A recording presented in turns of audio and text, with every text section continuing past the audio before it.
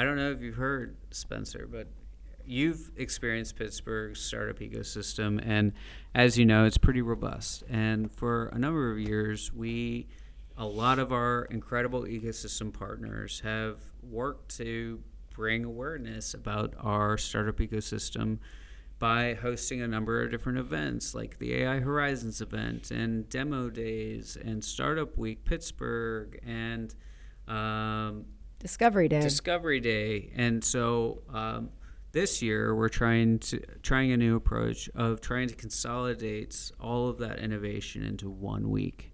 And a lot of this has a lot of credit to Meredith Grelly at the Schwartz Center. She's an incredible force. And CMU's Schwartz Center for Entrepreneurship at Temper is incredible. But all that to say, we have a action-packed week of September 14th through the 18th happening in Pittsburgh, where we're consolidating all of these events to take place all in 1 week.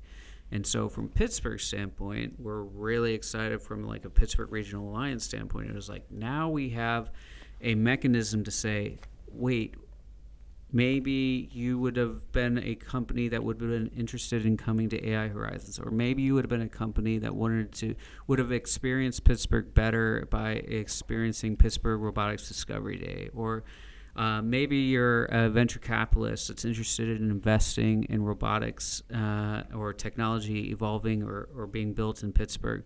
Well, now we're going to try to bring everyone to Pittsburgh at the same time, because much like everything that you've experienced and kind of what the ecosystem has experienced over the years, is not only is Pittsburgh good at the innovation itself and building the ecosystems, but what I think we really are good at, to be perfectly honest, like our secret, sauce, is really the spillover effect. And so there was like a huge, now I'm geeking out, economic development. Sorry. That's all good. No, I love hearing you talk. But this is stuff I don't even think about, and then you say it, and I'm like, oh, it's also obvious now.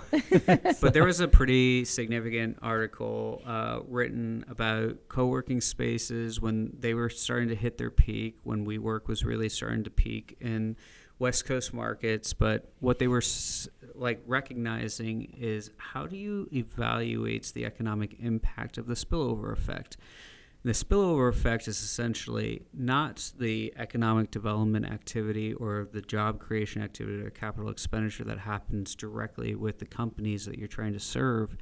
It's the spillover effect of when you experience this probably the best because of how well you network, Spencer. You're probably, you ask anyone in Pittsburgh, Spencer's a pretty well plugged in person here in Pittsburgh. But what people don't realize is that when you run into a simple problem or sometimes a complex problem, the spillover effect is, why don't I just ask Spencer? He's right next door to me at the desk right over there. And as a result, Spencer's or SK Robotics gets a contract to do work. Or I have this graphic design issue, and the spillover effect and the byproduct of the indirect spends that takes place from these companies really transitions into your startup ecosystem. And so the hard thing in economic development, particularly with measuring innovation ecosystems, is qualifying and quantifying the impact of the spillover effect.